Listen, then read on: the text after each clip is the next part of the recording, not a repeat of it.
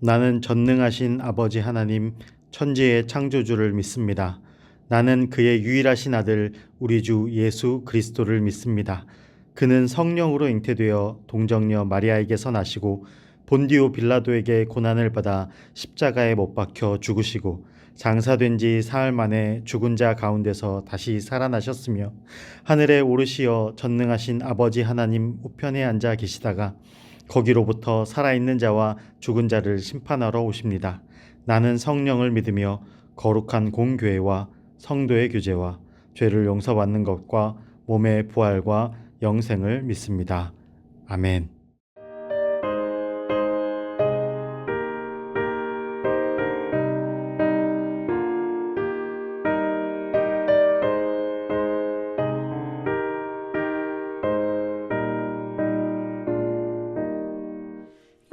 예수께서 오실 때에 그 귀중한 법에 하나라도 남김없이 더 찾으시리.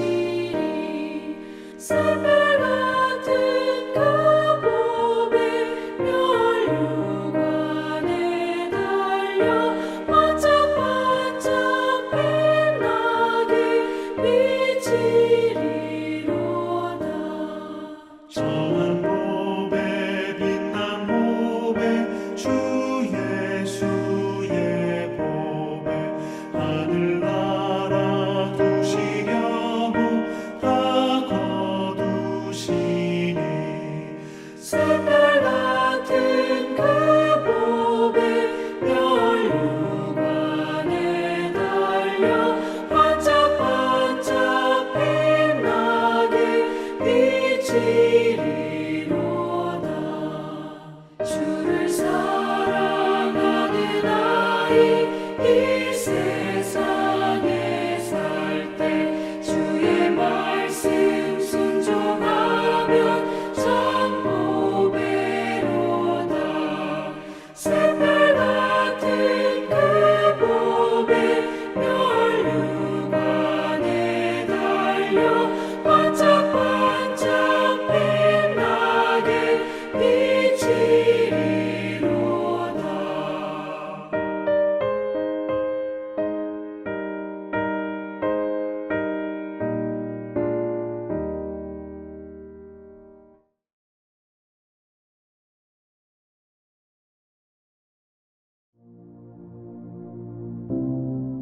우리를 사랑해 주시는 하나님께서 우리에게 주신 소중한 가족이 이 자리에 함께 모여 가정 예배를 드리게 해주심을 감사드립니다. 주 앞에 나와 예배 드리는 이 시간, 찬양을 통해 하나님을 높여드리고 말씀을 들으며 하나님의 마음을 발견하게 하시옵소서. 우리 가정이 예수님의 사랑을 본받아 가족 간에 서로를 존중하고 섬기며 더욱 믿음 안에서 살아가는 가정이 되게 하시옵소서. 배움의 자리에 있는 자녀들에게 건강과 지혜를 주셔서 학업을 잘 감당케 하시고 더 나아가 하나님께서 그들에게 주신 재능과 은사를 잘 발견하고 사용하여 하나님의 나라를 위해 쓰임받는 자녀들이 되게 하여 주시옵소서. 진로와 결혼을 준비하는 자녀들에게 하나님의 말씀을 기준으로 선택하고 결정하는 용기와 믿음을 더하여 주셔서 하나님의 뜻에 합한 길을 걸어가게 도와주시옵소서. 우리 가정이 이웃과 세상을 향해 관심을 갖게 하시고 먼저 복음을 듣고 구원받은 가정으로서 이 땅 가운데 하나님의 나라가 넓어지도록 기도하고 주의 사랑을 전하며 하나님께서 기뻐하시는 가정이 되게 하여 주시옵소서. 가정 예배를 통하여 각 가정에 하나님의 위로와 평안이 넘치길 간구하오며 우리 가정의 주인 되시는 우리 주 예수 그리스도의 이름으로 기도드립니다. 아멘. 오늘 하나님께서 우리에게 주신 말씀은 누가복음 13장 18절부터 21절 말씀입니다. 그러므로 예수께서 이르시되 하나님의 나라가 무엇과 같을까? 내가 무엇으로 비교할까? 마치 사람이 자기 채소밭에 갖다 심은 겨자씨 한 알 같으니 자라 나무가 되어 공중의 새들이 그 가지에 깃들였느니라. 또 이르시되 내가 하나님의 나라를 무엇으로 비교할까? 마치 여자가 가루 서말 속에 갖다 넣어 전부 부풀게 한 누룩과 같으니라 하셨더라. 아멘. 여러분, 이 씨앗이 무슨 씨앗인지 알고 있나요? 이것은 겨자씨예요. 겨자씨는 성경에 모든 씨앗보다 작은 것이라고 적혀 있을 만큼 아주 작은 씨앗이에요. 그래서 예수님 당시 사람들은 아주 작고 쓸모없다는 뜻으로 겨자씨만 하다라는 표현을 사용했대요. 그런데 오늘 예수님께서 이 겨자씨로 사람들에게 들려주고 싶은 이야기가 있으셨어요. 어떤 이야기인지 함께 들어볼까요? 예수님의 말씀을 듣기 위해 많은 사람들이 모였어요. 예수님의 말씀은 정말 재밌어. 예수님 또 들려주세요. 예수님께서는 사람들에게 하나님의 나라가 어떤 곳인지 잘 알려주고 싶으셨어요. 하나님의 나라를 어떻게 전할 수 있을까? 예수님은 하나님의 나라를 쉽게 설명해 주시기 위해서 겨자씨 이야기를 해주셨어요. 겨자씨는 좋은 흙에 심고 아침 저녁으로 물을 잘 주면 10일 후, 그러니까 10밤만 자고 나면 싹이 쏙 나와요. 엄청 빨리 자라지요? 더 놀라운 것은 너무나 작아서 잘 자라지도 못할 것 같은 이 겨자씨가 땅에 떨어져 싹이 나면 쑥쑥 자라서 겨자꽃이 활짝 피어 숲처럼 변해버린다는 사실이에요. 이스라엘에서는 겨자가 자라면 새들이 앉아 쉬어가는 풍경을 볼 수 있다고 해요. 새들이 뜨거운 햇볕을 피해 쉬기도 하고 비를 피하기도 한대요. 작은 겨자씨가 자라서 새들이 쉴 수 있는 곳이 되다니 정말 놀랍죠?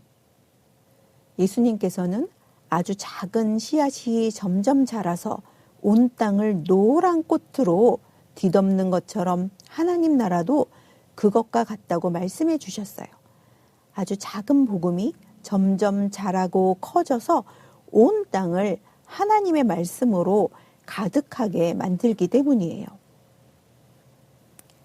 예수님은 하나님 나라에 대한 또 다른 이야기를 하나 더 들려주셨어요. 하나님 나라는 반죽을 할 때 가루에 넣어 부풀게 한 누룩과 같다고 하셨어요. 누룩은 우리가 먹는 빵이 부풀어 오르게 하는 역할을 해요. 빵을 만들 때 밀가루에 물과 우유, 버터, 그리고 누룩을 넣고 반죽한 후 그릇에 담아 따뜻하게 해두면 점점 반죽이 부풀어 올라요.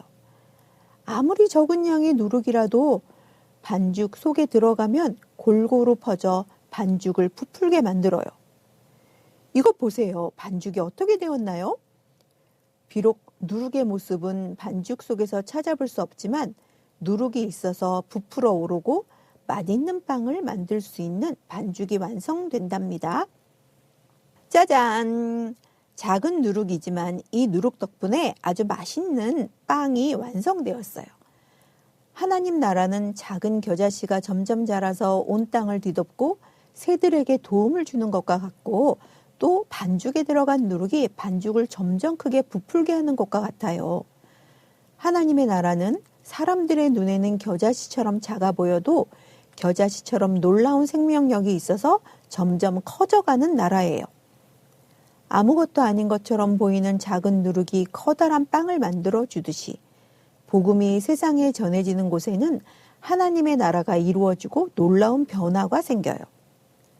하나님 나라는 겨자씨처럼 누룩처럼 작고 어린 우리들 한 명 한 명을 통해서 지금도 점점 커져가고 있어요. 예수님을 믿는 우리는 작은 누룩 같아서 우리가 친구에게 복음을 전할 때 누룩이 반죽을 변화시키는 것처럼 그 친구가 예수님을 믿고 변화될 수 있어요. 이 사실을 기억하며 많은 사람들에게 복음을 전해야 해요. 하나님의 나라는 예수님이 다시 오실 때까지 계속 커져갈 거예요. 하나님의 나라가 점점 더 넓어지고 커져갈 것을 기대하며 복음을 전하는 어린이가 되길 바랍니다. 오늘 말씀을 기억하면서 함께 읽어볼까요? 작아 보이지만 큰 나라, 하나님 나라.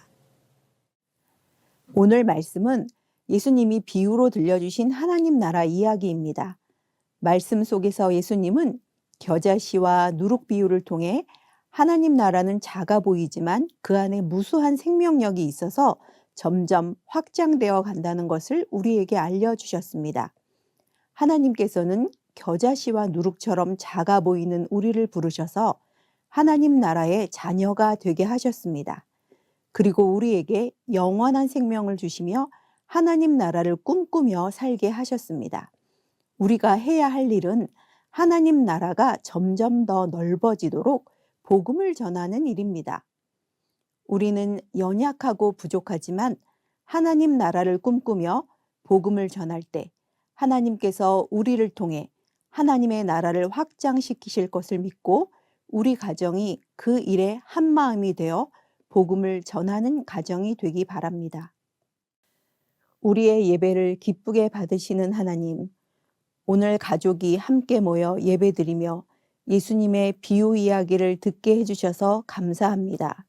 비록 보잘것 없어 보이고 작은 겨자씨이지만 겨자씨가 생명력을 가지고 크게 자라서 온 땅을 노랗게 물들이게 되는 것처럼 우리도 작은 겨자씨와 누룩처럼 하나님의 나라를 이루어가는 일에 사용되기 원합니다. 우리가 복음을 전하고 믿음으로 살아갈 때 우리를 통해 하나님 나라가 점점 더 확장될 것을 믿고 하나님 나라를 꿈꾸는 사람 되게 하여 주시옵소서. 우리 가정이 믿음으로 하나 되어 기도하고 복음을 전하며 하나님 나라를 함께 이루어가는 가정이 되게 하여 주시옵소서.